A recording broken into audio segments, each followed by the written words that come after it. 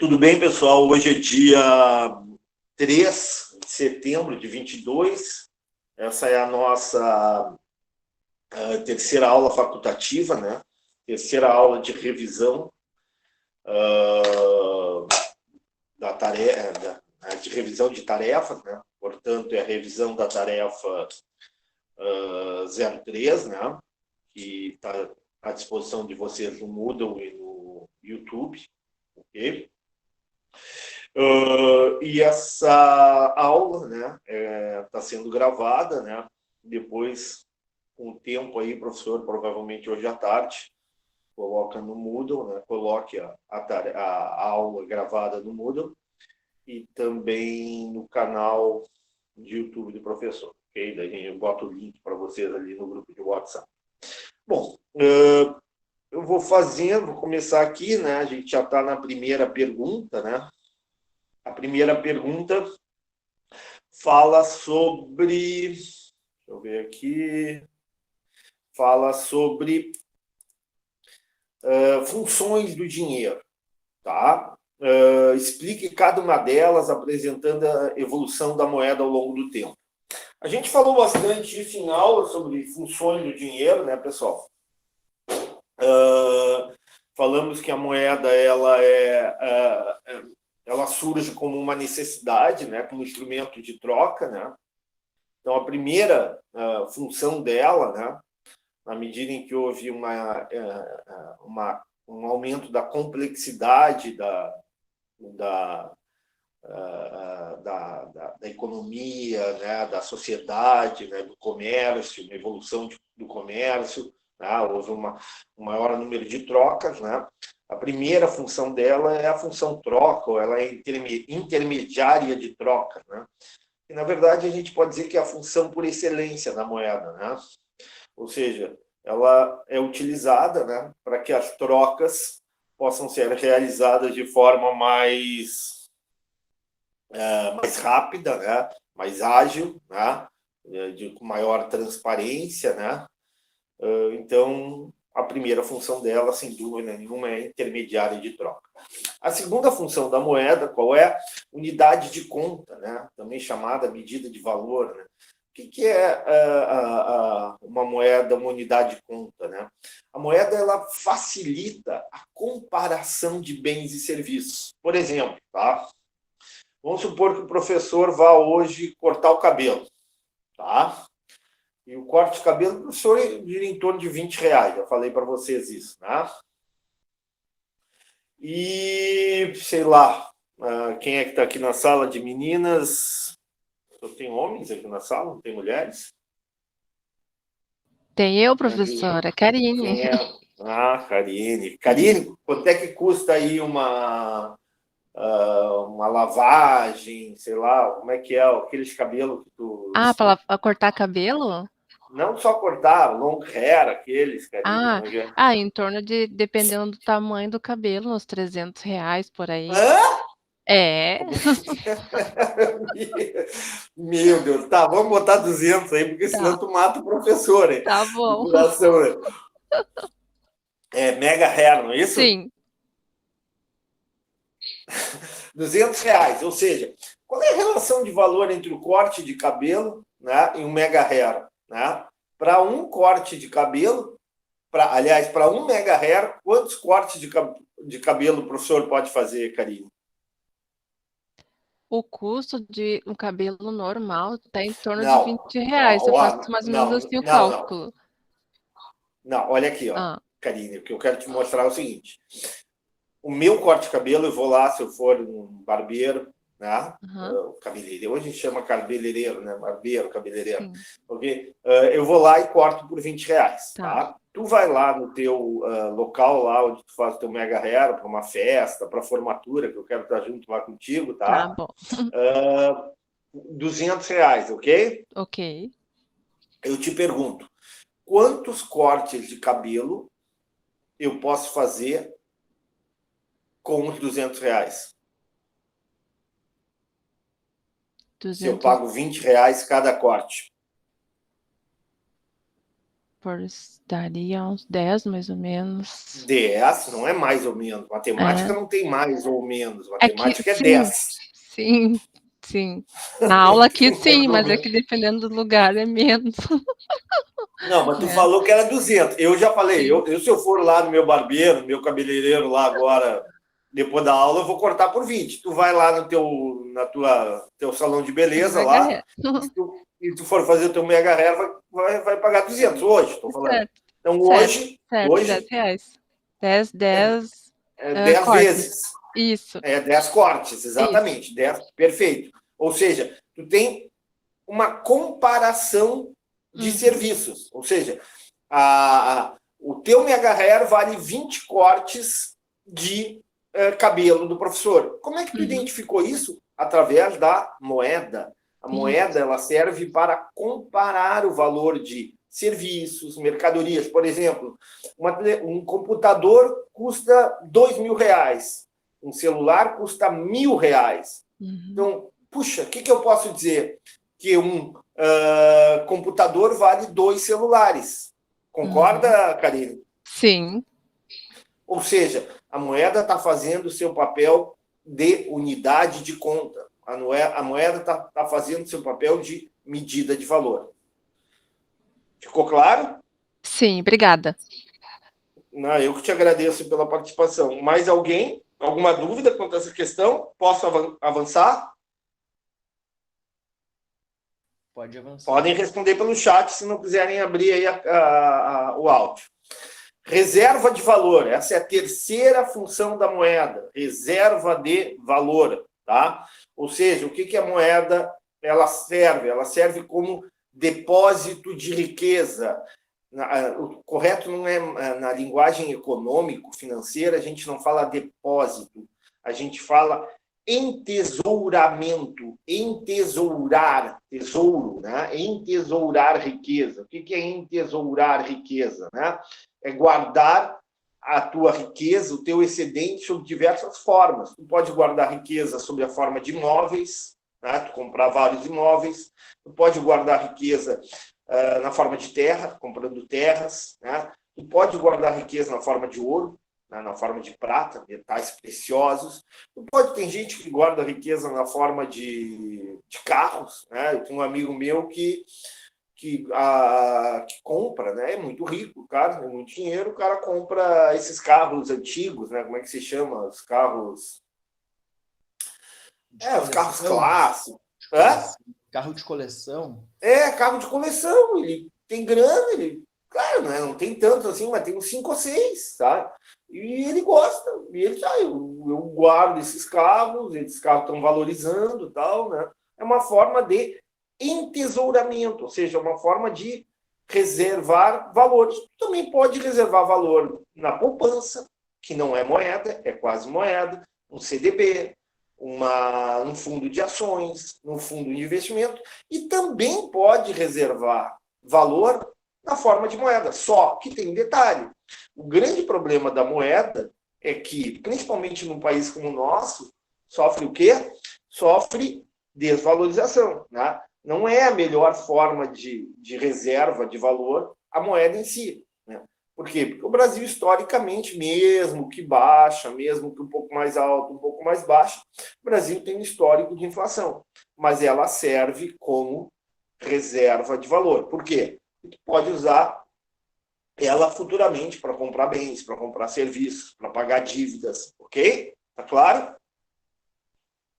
Como é que tu chamou os carros antigos, ô Luiz? Carros de coleção, né? Carro de coleção, né? Hoje em dia está valorizando muito, né? Tá, e cada vez valoriza mais, né? É difícil encontrar um carro mais antigo. Não, eu vejo, pô, tem, por exemplo, alguns carros mais assim antigos, como Fuca, não sei o quê, com 2 janelas, tal. Cara, os caras gostam disso aí mesmo, mas não é barato, né? Comprar um carro desse aí, bem cuidadinho, original, deve ser. Lá no interior, meus pais são do interior, tem um monte. Lá é comum, na verdade. Aqui na capital que é mais difícil ter, né? Encontrar, assim. Não, mas então investe aí, Luiz. Olha o já caminho para fiquei a tua pensando aqui. aposentadoria. Já Que fiquei é? pensando nisso. Não, tem um mercado potencial, né? Porque é um mercado, a gente chama mercado de nicho, né? Nicho, por que é um mercado de nicho? Porque são pessoas que gostam desse tipo de produto, né? De mercadoria. São geralmente pessoas muito abastadas, né? Com muito dinheiro, né? Então, sem dúvida nenhuma, né? Muita gente paga caro, né? Quando tu tem um carro raro, quando tu tem né? Um carro bem conservado, É raro, que ter um carro original. assim não é um bem de primeira necessidade, né, professor? O cara que tem isso, Mas ele... nem todo bem de primeira, Não, mas mas viu, é Luiz, um nem todo nicho bem porque é de um... primeira necessidade mesmo bem de os chamados bens de luxo, É né? um Uma nicho Ferrari também, não é um quem bem de compra um primeira carro desse, necessidade, não é tá? qualquer um, né? É um nicho, tá? É um nicho de mercado. Por exemplo, bolsas, né? Tem mulheres que colecionam, homens e mulheres, não tem problema nenhum, colecionam bolsas, colecionam joias, colecionam, e mais, sapatos, né? Tinha uma... Hoje até eu acho que é o filho dela que está no poder, tinha uma primeira dama da Filipinas. Vocês sabem onde é que ficam na Na Filipinas? As Ásia, Filipinas? Pacífico, Na Ásia. E sabem por que esse nome Filipinas? Alguém sabe? Filipinas. Não sei, professor. Filipinas porque em homenagem ao rei Filipe da Espanha, né? Porque quando na época das viagens, né, de descobrimento, o primeiro povo a chegar lá e a colonizar aquela região, que na verdade não é colonizada, não foi colonizada porque já tinha gente lá, né? Já tinha um povo bem razoavelmente desenvolvido lá, mas foram os espanhóis, né? E se vocês perceberem, de agora numa Olimpíada, né, numa competição, percebam os nomes das pessoas que moram nas Filipinas. Quase sempre é um nome latino, um nome espanhol. E aí tu tinha, acho que na década de 80, tu tinha uma primeira-dama, Imelda Marques, ó, Imelda, que é um nome espanhol, e Marques, que é um sobrenome, né, português-espanhol, né? Espanhol no caso. E ela tinha não sei quanto, descobriram no apartamento dela, logo depois que o marido, né, foi deposto, mais de 1.000 pares de sapatos. Então, reserva de valor, ela fez reserva de valor em sapatos, né? Tinha fetiche por sapato. Bom, entendido isso, então já falamos de 3, tá? Intermediação de trocas, unidade de conta ou medida de valor e reserva de valor, ok? E o último, que é um pouquinho mais difícil, não diria difícil, que é o chamado padrão de pagamentos diferidos, ou a moeda utilizada para realizar pagamentos diferidos, né? O que é o pagamento diferido? É o pagamento ao longo do tempo, né? É através da moeda, por exemplo, que tu consegue fazer um financiamento, ou seja, do carro. Vou comprar um consórcio. Daí tu vai pagar mensalmente lá o valor da mensalidade do consórcio. Vou financiar a compra de um celular. Aí tu vai pagar ao longo de vários meses ali o valor do celular. Vou financiar a compra da casa própria, né? Vou realizar, né, o pagamento de uma dívida, né, com prazo de carência de 3 meses e vou pagar essa dívida de 2 em 2 meses, amortizar essa dívida de 2 em 2 meses. Ou seja, através da moeda, tu consegue realizar mais facilmente esses pagamentos ao longo do tempo. A gente chama isso de padrão de pagamentos diferidos. Ficou claro? Alguma dúvida quanto a essa questão? Sim ou não? Alguma pergunta? Não, eu não tenho. Tá Eu também claro? não. Sim. Tudo tranquilo, Karine? E demais colegas? Sim. Então Tudo vamos tranquilo. aqui. Bom, a questão B já está respondida. A B também, né? A tem ainda a questão da evolução da moeda. A gente falou isso, né, pessoal? Moeda, escambo, depois a moeda mercadoria. Leram, né, o texto, né? Tá bem claro o texto, né? Acho que não tem muita dúvida, né? Alguma pergunta com relação ao texto? Não, para Então, tu mim tem não, tá bem ali claro. escambo, moeda mercadoria, moeda metálica, né?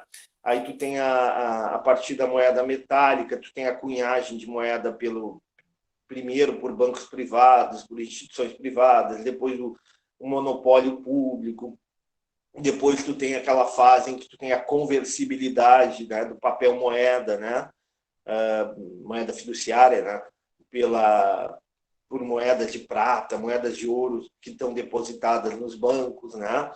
Depois essa conversibilidade passa a ser para o dólar, né? Unicamente o dólar em relação a moedas preciosas, né? Como o ouro e prata. E hoje em dia tu tem, né? A mudança, né? Hoje em dia tu tem diversas moedas, né? Cada país tem a sua moeda, tá? E tu tem a não conversibilidade, né? Tu não converte o dinheiro que tu tem na conta corrente, o dinheiro que tu tem no bolso, tu até pode converter, professor, mas eu posso ir lá no centro da cidade comprar ouro, comprar prata. Isso é outra coisa. Estou falando da conversibilidade imediata. Ir no banco e dizer, olha, eu tenho R$ 2.000 na minha conta, de acordo com o preço aí estabelecido, né, no mercado, eu vou trocar esse dinheiro no banco por ouro ou prata. O banco não tem reservas de ouro, o banco não tem reservas de prata. Okay? Por isso que não é conversível. E muito também não é conversível para o dólar. Ou seja, a moeda ela tem curso forçado porque a gente acredita na moeda, a gente acredita que ao vender um carro, ao vender uma moto e ganhar 5, olha, está trocando um bem precioso. Luiz, tu tem moto ou não? Não, não tenho nada. É ônibus. Vamos supor. Ônibus, ônibus, claro. Mercedes-Benz tu tem. Exato, com motorista. Carro caríssimo. Então, vamos supor que tu come uma moto, tá? E aí, quanto é que deve estar uma moto, mais ou menos, assim? 125, ainda tem 125? Acho que existe, deve estar uns 20 mil, não sei. Opa, 20 Não pila sei, uma na verdade. moto? Nem ideia. Vamos supor que tem uma motinha usada aí 10 mil, tá? Tu imagina o seguinte, o cara que vai vender a moto para ti, tá? Tu dá 10 e ele te dá a moto. Pô, moto é uma coisa tangível, ela anda, ela tem função, ela tem valor de uso, ok? Tu vai utilizar ela para passear, tu vai utilizar ela para a faculdade, para o trabalho, tu até pode ganhar dinheiro com ela, ok? Transportando lá mercadorias. E o dinheiro é papel. Mas por que ele vai aceitar esses 10 mil? Porque ele acredita, assim como tu acredita, assim como eu acredito, assim como a Karine acredita, que se tu for pegar esses 10 mil e colocar e comprar, sei lá, dar uma entrada no imóvel, dar uma entrada no carro, comprar móveis para casa, comprar um note, comprar um novo celular, né? As pessoas também vão aceitar a tua moeda. Entenderam? Sim, É positivo. por isso que a Sim. moeda ela tem como é que se diz? Ela Confiança, tem né? circulação. É confiança, né? A fidúcia, confiança. Né? Ou seja, à medida que a moeda perde essa confiança, e isso aconteceu em vários países, em vários momentos ao longo da história, tanto no século XX, século XIX e até mesmo no século XXI, o que acontece? As pessoas, por mais que o governo tente impor o curso forçado, né, por mais que o governo tente determinar, não, a moeda tem que ser usada como meio de troca, né, o governo, a sociedade disse não. Né? E aí começa a troca da moeda por outro tipo de bens, né? Na Alemanha foram bens materiais, bens físicos, né? Ouro, prata. Na Argentina o dólar, né? Ou seja, as pessoas começam a dizer que aquela moeda já não tem mais a função de meio de troca. Bom, e hoje em dia tu tem, além da moeda, do papel moeda, né? Da moeda bancária, moeda escriturária, tem a moeda digital, tem a criptomoeda, né? Seriam as novas formas de moeda. Aliás, sobre criptomoeda, vocês não viram Você lembra que eu falei em aula sobre a questão da criptomoeda e da lavagem de dinheiro? Sim, o senhor comentou em aula. respeito. Sim. Estão discutindo justamente isso. Não sei, houve uma denúncia, né, de lavagem de dinheiro, acho que não sei se foi no Brasil, acho que foi no Brasil mesmo. Não sei, envolvendo alguma coisa, não me lembro, mas eu escutei rapidamente, não estava muito atento no noticiário, e justamente que o governo, não sei se o governo brasileiro ou o governo de outro país, está muito atento para a questão do uso da criptomoeda, né, que é o Bitcoin, por exemplo, que é um produto, né, já falei, né, Bitcoin seria lâmina de barbear, seria criptomoeda, né? Gilete seria o Bitcoin. Entenderam a associação ou não? Sim, genérico Sim. do Tá. produto. Tem alguns países que aceitam Bitcoin, né, professor? Nicarágua, não é Nicarágua? Como é que é o nome do país da América Central que está aceitando?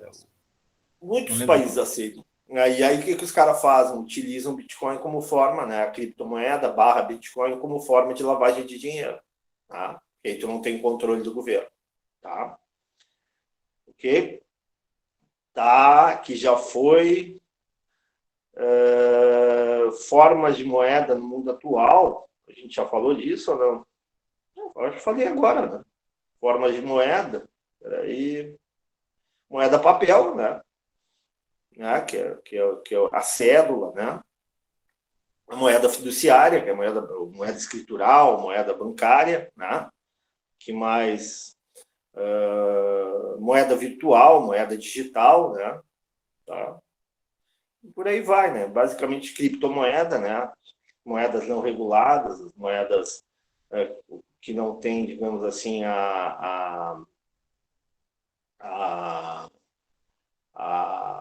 né, a fiscalização, né, o controle da sua expansão ou da sua retração, né? O governo não controla a expansão da oferta de criptomoeda. Quem determina isso é o mercado, né? São os algoritmos, lá, são as regras que determinam o funcionamento eles chamam de mineração, né? Não sei se vocês viram o texto, né? Minera essas moedas, e à medida em que aumenta a mineração, aumenta a oferta de moeda. Se há um equilíbrio entre essa oferta e a demanda por criptomoeda, o preço fica estável. Se há um aumento muito grande dessa mineração, da oferta de moeda, e a demanda não cresce, o preço do criptomoeda cai. E o contrário, né? Quando há um aumento muito grande da demanda e há uma escassez de criptomoeda, o preço dessa moeda sobe. Ok? Posso continuar? Pode Algum continuar. questionamento? Sim. Tranquilo? Tranquilo. Onde é que nós estamos? Então, já vimos aqui. C também já vimos. A pergunta A, B, tem mais alguma? A 2 é essa aqui, A e B, né? Qual a diferença entre moeda e quase-moeda? Já falamos, né? Moeda é aquele ativo financeiro que gera, né? Que me garante liquidez absoluta, que me garante liquidez imediata, que me permite que rapidamente eu transforme esse ativo financeiro em bens, serviços, né? Em pagamento de dívidas, em pagamento de obrigações. Tá? Então, a moeda é isso. Né? A moeda é o papel moeda, o depósito à vista, o dinheiro que eu tenho em conta corrente. Em alguns países, como o Luiz falou, né, que aceitam em larga escala a criptomoeda, também é moeda. Okay? A moeda digital também é moeda, né? Ou seja, são moedas que são formas, são ativos financeiros que têm a grande virtude. Qual é a grande virtude deles? É que tem liquidez absoluta, tem liquidez imediata. Qual é a grande desvantagem da moeda? A grande desvantagem é que não rende juros, não é rentável. Né? Não, se eu ficar com toda a minha riqueza na forma de moeda, né, ela não vai me render juros, não vai me render, não vai aumentar o seu valor. Você deu exemplo em aula, né, se eu deixar lá uma notinha de R$50 embaixo embaixo do computador durante 2 meses, 3 meses, 1 ano, e pegar aquele dinheiro novamente, ele vai continuar com o mesmo valor. Aliás, do ponto de vista nominal, né? Do ponto de vista real, se tiver inflação, inclusive vai perder o poder de compra. Mas o valor expresso, o valor de face dele continua o mesmo. Já a quasi-moeda é diferente. A quasi-moeda é aquele ativo financeiro que permite que eu ganhe em cima do meu estoque de riqueza, que permite que eu seja remunerado, né? Que eu tenha uma rentabilidade. Então, a grande vantagem da quasi-moeda é justamente isso. É o meu entesouramento, estou entesourando, estou guardando a minha riqueza em uma forma, né, de ativo financeiro que me rende juros, me garante rentabilidade, mas a desvantagem é que ele não tem liquidez. Tá? E aí, quasi-moeda vai desde a poupança, né, passando por um CDB, por uma renda fixa, por uma renda variável, passando por aplicações na bolsa, né, fundo de ações, fundo de previdência, letras do tesouro, letras resgatáveis de curto e longo prazo. Até um imóvel é quase moeda. Né? O imóvel ele é rentável. Se tu deixar ele alugado, ele vai te render juros. Entenderam? Então, quanto maior a liquidez, e para quase moeda, assim, quanto mais, também vale a mesma regra. Ele não tem liquidez, né? Mas se tu comparar, o que tem mais liquidez? Eu perguntar para vocês, o dinheiro na poupança ou um imóvel? Ou um carro? Eu acho que mais liquidez. Mais liquidez. Dinheiro na poupança, né, professor? Dinheiro na poupança. Embora não seja moeda, é o que mais se aproxima de moeda, concorda? Sim. Ô, professor, só uma outra pergunta, voltando assim, ó.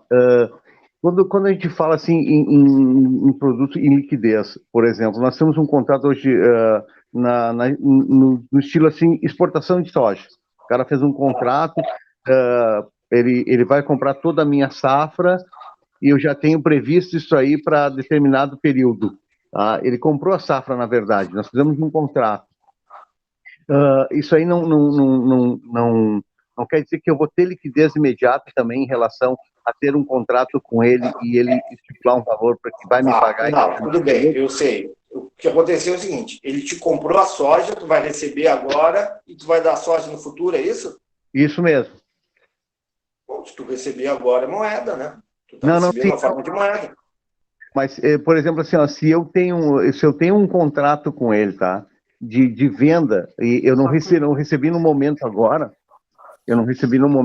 mas tem uma previsão futura, né, desse recebimento. Pagamento diferido. Recebimentos diferidos. Mas Pode, é moeda. Mas é moeda. Claro, recebimentos diferidos. A função da moeda não é pagamentos e recebimentos diferidos? Sim. É moeda, né? Tu vai recebendo. Tá. A não ser que tu receba essa moeda com juros. Tu vai receber? Tem algum indexador? Sim, possivelmente tem indexador, porque é o valor do dólar, né? Pode ser um indexador do valor do dólar, no previsto Tudo nesse bem, período. mas continua sendo moeda, Ronaldo. Por quê? Porque, na verdade, esse indexador busca o quê? Busca tão somente manter o valor da moeda, não é isso? Não ter prejuízo da inflação. Continua sendo moeda. Ok. Valeu. Nada, imagino. Tá. Ok? Posso continuar? Algum questionamento? Bom, então aqui, por que motivos agentes econômicos demandam moeda, né? A gente já falou em aula também, mas rapidamente, né? Motivo transação, né? A gente precisa ali para comprar o pão, né?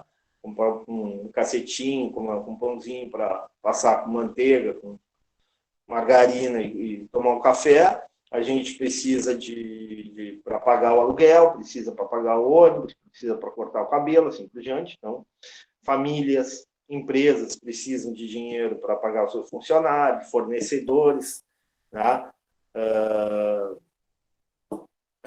que mais, né?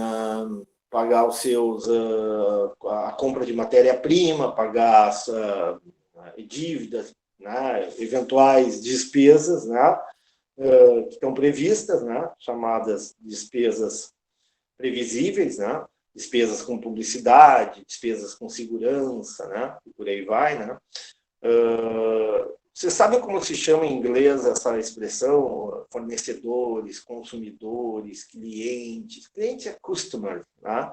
Mas esse rol de pessoas que estão envolvidas junto a uma organização, junto a uma empresa. Já ouviram a palavra stakeholders? Não sei o que significa, mas eu já ouvi. Stakeholders é justamente isso, são aqueles agentes, né, que estão envolvidos com a empresa, né? Então, seria o fornecedor de matéria-prima, o trabalhador, o consumidor, né? Muitas vezes as decisões de uma empresa, né, ainda mais hoje, né? Hoje em dia, com poder de influência, com poder a questão ambiental, a questão social, né? Assim, o pensamento, a visão dos stakeholders influencia muito na tomada de decisão das empresas. Mas isso aí não serei eu que vou falar, isso aí os professores de administração poderão falar muito melhor que eu. Então, bom, revisando aqui, tu tem 3 motivos. Motivo transação, né? O governo também precisa de dinheiro para pagar os seus funcionários, o governo precisa de dinheiro para pagar seus servidores, para pagar o custeio da máquina pública, né? A gasolina dos carros públicos, a iluminação pública, né? Então, governo, famílias e empresas precisam demandar moeda pelo motivo transação. O motivo precaução é aquele motivo que as pessoas, né, que as famílias, que as empresas e que o governo também justifica, né, a demanda por moeda, né? Ou seja, esse motivo, né, motivo de precaução, justifica a demanda por moeda para famílias, pelas famílias, pelo governo e pelas empresas, né? Porque nem todas as despesas são previsíveis, né? Muitas vezes os gastos não são previsíveis, né? Então, uma empresa pode ter um galpão, ter uma enchente, ter uma chuva muito forte, né? Que o galpão ali, sei lá, né? O telhado do galpão né? Seja danificado, ou que entre água no depósito e haja perda de estoques, uma dívida trabalhista que a empresa não previa ganhar do lado trabalhador, ela perde, tem que pagar, outros tipos de despesas que não são previsíveis lá pela contabilidade, né? Então, tu reserva moeda na forma de precaução. A família também tem a questão da saúde, né? Tem algumas despesas que, né, um carro que porventura tem uma batida, tem um choque, tem um problema mecânico, né? Uma casa onde tu tem um vazamento, né? Ou tu tenha um curto-circuito, né, da parte elétrica. Então, são as chamadas despesas não previsíveis, né? E o governo também, né? O governo, muitas vezes, tu tem despesas que não são previsíveis, né? Então, eu falei para você da compra de vacinas, né? Em 2021, e nesse ano, não estava prevista, né? Pelo menos a compra no volume que foi realizada, né? Por quê? Porque surgiu uma pandemia, surgiu um problema de saúde sério mundial, né? E aí ocorreu a necessidade por parte do governo de comprar vacinas. Isso não estava previsto no orçamento, não estava previsto, né, na lei orçamentária, né? Então o governo efetuou a chamada despesa extraordinária. Também isso aí é demandar moeda pelo motivo precaução. Eu posso pensar na União, mas posso pensar numa pequena prefeitura, né, uma estrada vicinal que, em função de chuvas, tempestades, né, tenha que ser recuperada, né, e aí também, né, não está previsto. Ok? E por último, a demanda por moeda devido especular, né?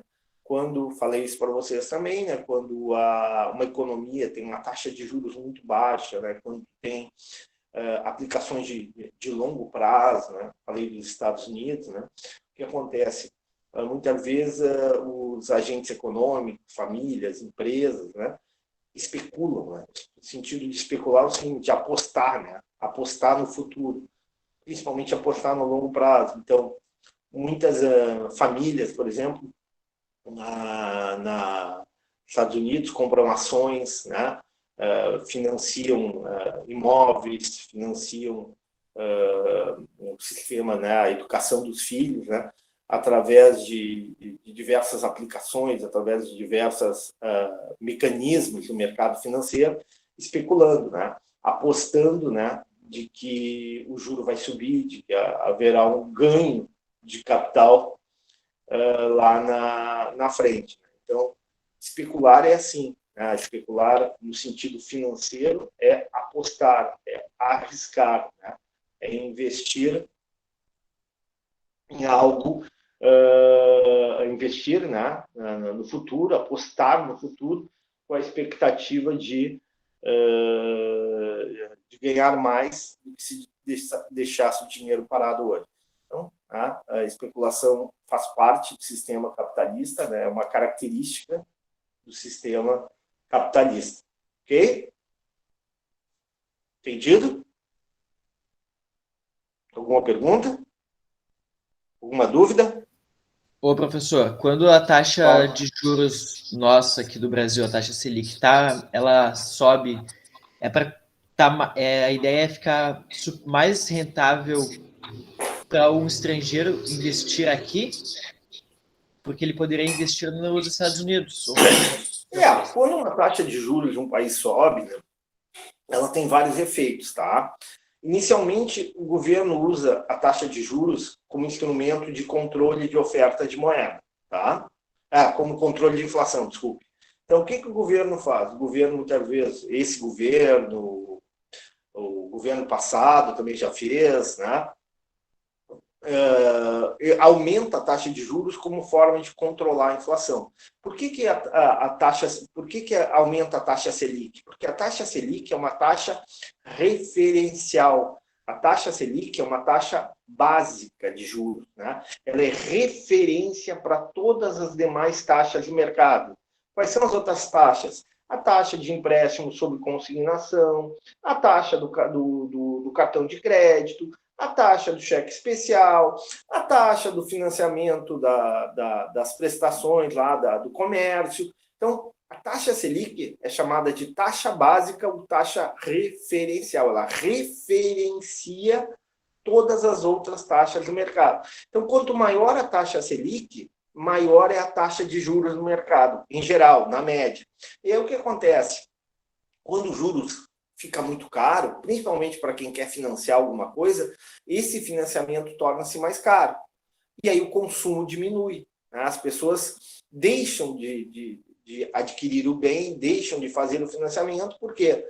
Porque acreditam que aquele valor financiado está muito alto, que o juro está muito alto. Aí cumpre o seu objetivo, ou seja, qual é o objetivo? De controlar a inflação. No momento que tu diminui a demanda de bens e serviços numa economia, tu freia, né? Diminui a pressão inflacionária. Essa é uma função da taxa Selic. A outra função, que é secundária, que é derivada disso, né, essa é a principal função da taxa Selic. É o seguinte, na medida em que tu aumenta a taxa de juros no Brasil, né, essa taxa de juros ela é comparada com a taxa de juros de outros mercados, Estados Unidos, Argentina, Europa, Ásia, assim por diante. Os investidores internacionais, né, muitos deles, né, então, constantemente, tem um monte de computadores, um monte de dados, tá?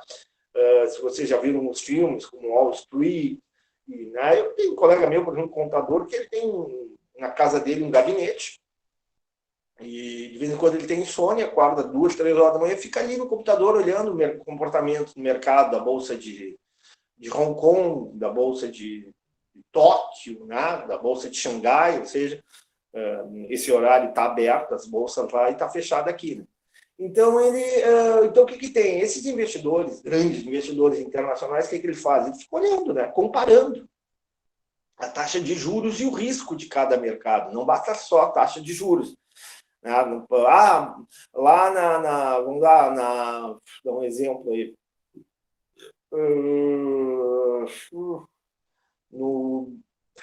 Vamos pensar um país, Paquistão, ok? Lá no Paquistão tem uma taxa de juros altíssima, né?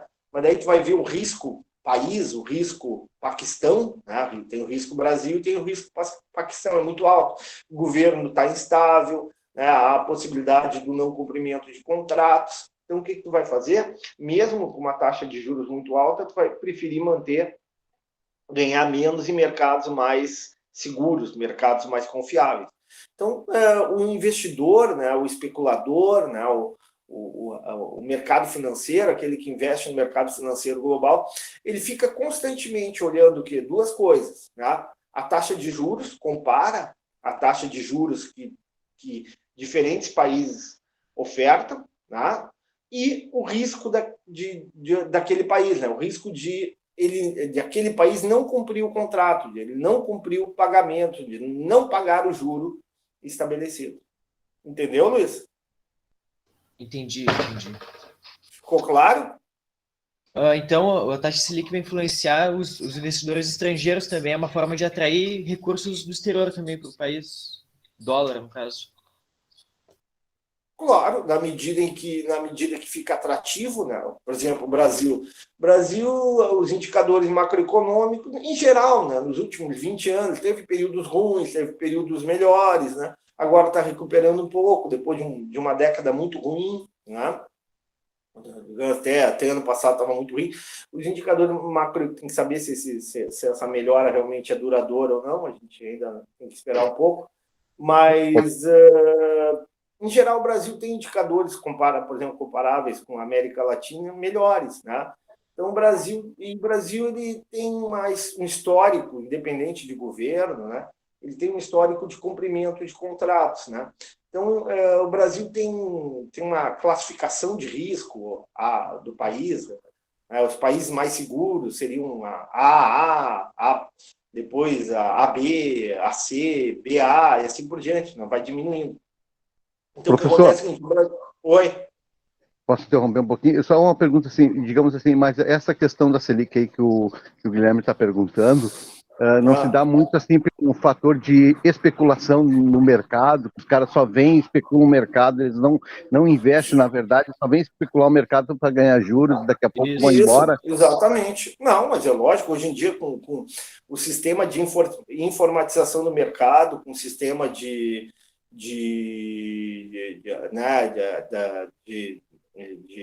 informática, de internet, né? Isso acontece, só que tem um detalhe, né, pessoal? Observe o seguinte, muitas vezes tu aplica, por exemplo, Tesouro Direto, tá? Tu aplicou. Aí tu não vai tirar no outro dia. Eu quero tirar daqui a 10, 15 dias, daqui a 20 dias, daqui a 30 dias. Tá bom, tira. Mas tu paga imposto sobre isso. Quanto mais tempo tu deixar esse dinheiro no Brasil, imaginando que eu seja um investidor estrangeiro ou mesmo brasileiro, tá? Quanto mais tempo tu deixar o dinheiro lá no Tesouro Direto, o imposto é regressivo, tu paga menos imposto.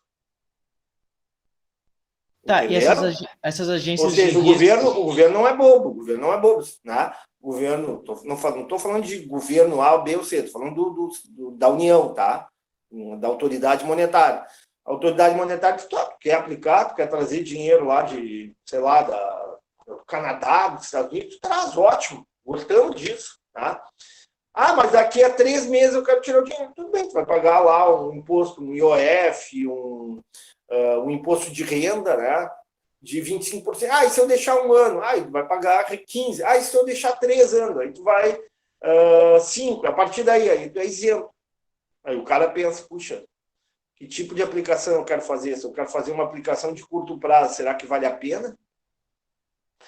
Considerando a carga tributária? Fala, Luiz.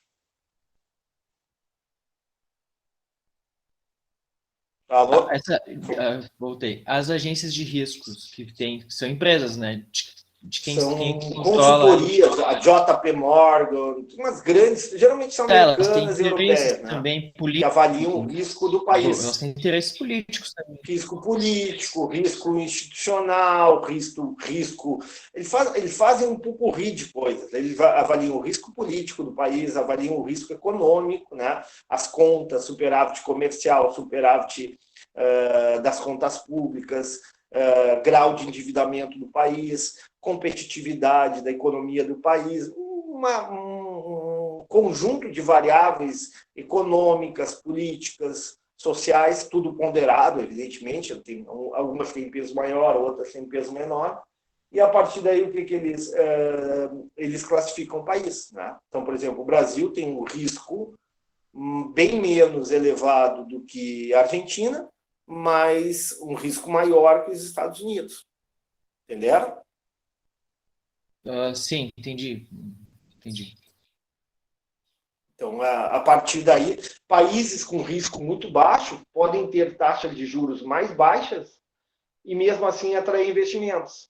Países com risco muito alto só vão conseguir atrair investimentos se ofertarem mundos e fundos. Entenderam? Ficou claro? Ficou claro, professor. Tá, então já falamos por que motivos agentes econômicos demandam moeda. A próxima pergunta é... Espera aí, deixa eu ver aqui. Só um pouquinho. Passando aqui. Pesquise no site, né? As funções do Banco Central. Eu vou dizer algumas. Vocês me complementem. É o papel do Banco Central, que eu me lembre, né? Tem que olhar ali certinho, emitir papel moeda, né? Emitir moeda, né? Moeda brasileira, reais, supervisão, fiscalização, monitoramento, né? Emitir portarias, emitir normas, né? De funcionamento do sistema financeiro nacional, né?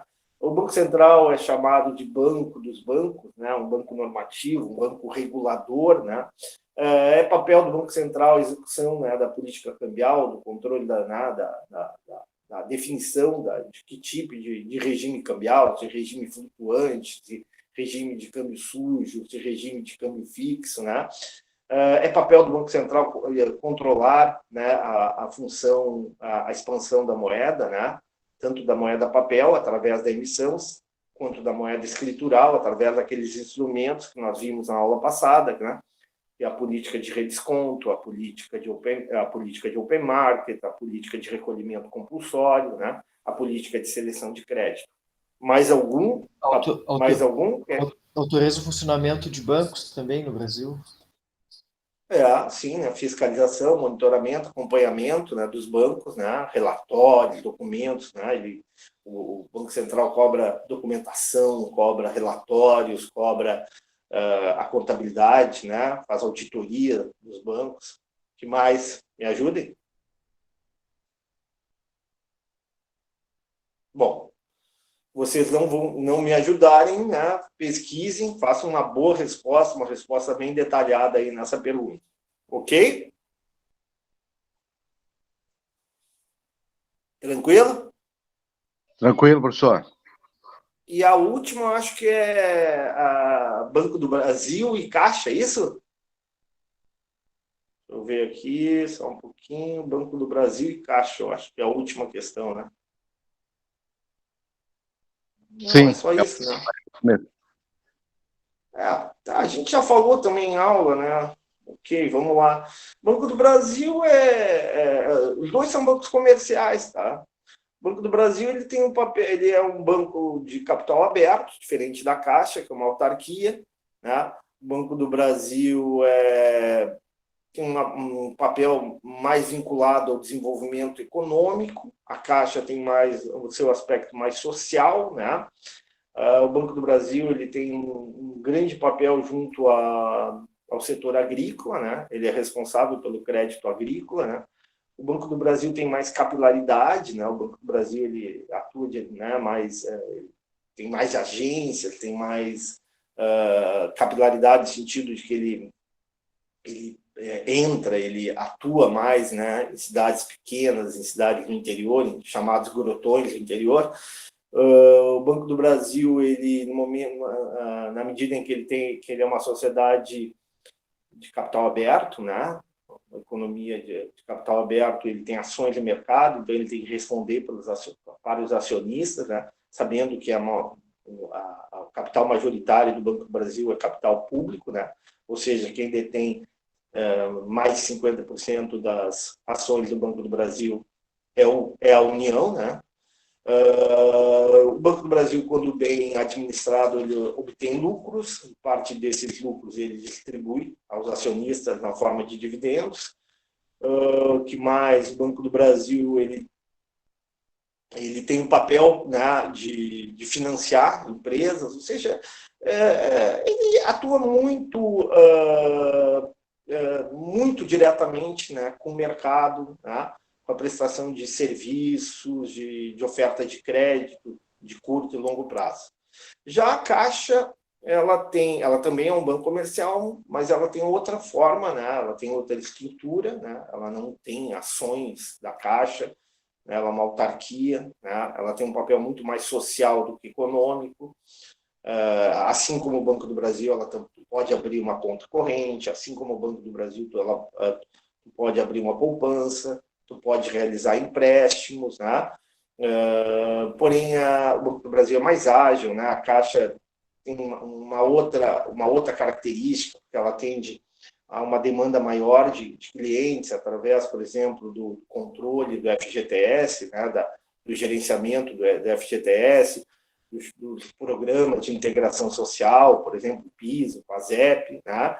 É responsabilidade da Caixa o seguro-desemprego, é responsabilidade da Caixa o crédito educativo, é responsabilidade da Caixa o financiamento da habitação no Brasil, o sistema habitacional, é responsável da Caixa a transferência de benefícios sociais, é responsabilidade da Caixa a questão da loteria, né, e o gerenciamento da loteria oficial, né? Então, tem outro perfil, né, de organização. Cada uma na sua área são importantes, né, são importantes patrimônios da sociedade brasileira. Alguém quer complementar? Poderia-se dizer que o Banco do Brasil é um banco de fomento do agro? No sentido de incentivo, no sentido dos empréstimos de custeio? A palavra fomento, ela é mais específica a alguns tipos de bancos, tá? O Banco do Brasil não é banco de fomento. O Banco do Brasil é um banco comercial. Ele fomenta a atividade agrícola, né, através do crédito agrícola. Mas banco de fomento é BRDE, BNDES, Banco do Nordeste, são aqueles bancos de desenvolvimento específico. São bancos que tu tem como objetivo fomentar o desenvolvimento de determinadas áreas, da área pública, né, de empresas. Né? Então, se tu olhar a classificação lá, se tu entrar no site do Banco do Brasil, ele é um banco comercial. Mas, claro, no momento que ele oferta crédito, né, ele, nessa área específica, na oferta de crédito, ele é um banco de fomento, mas o Banco do Brasil não faz apenas oferta de crédito. Tu pode ter uma conta no Banco do Brasil, tu pode ter uma aplicação, tu pode ter um CDB, tu pode ter uma letra de renda fixa, tu pode ter um fundo de previdência, ou seja, é muito mais do que um banco de fomento. Respondido?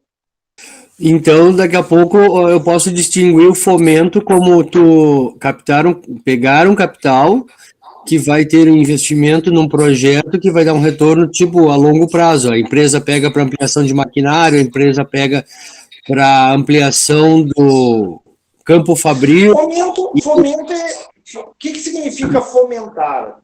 Estimular, né?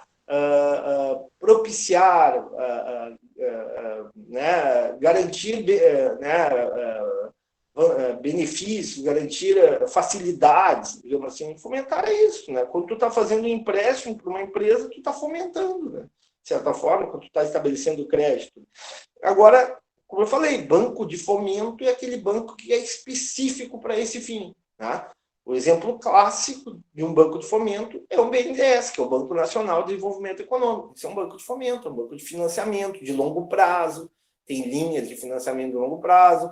O banco de fomento é aquele banco onde o BNDES, por exemplo, eu quero abrir uma empresa, tá?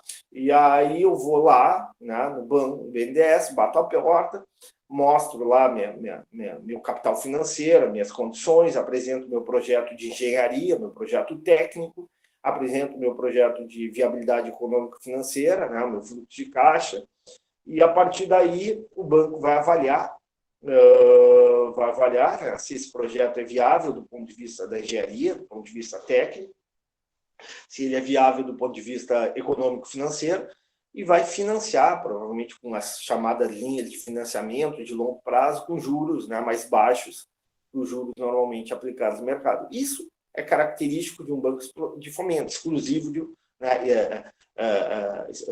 típico de um banco de fomento, como é o BNDES, como é o BRDE. Outros bancos comerciais não fazem isso? Fazem, mas não é só isso que fazem, não é a atividade exclusiva deles, esse tipo de operação. Entenderam?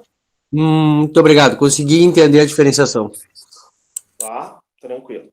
Então é isso, por hoje é isso. Mais alguma questão, mais alguma pergunta?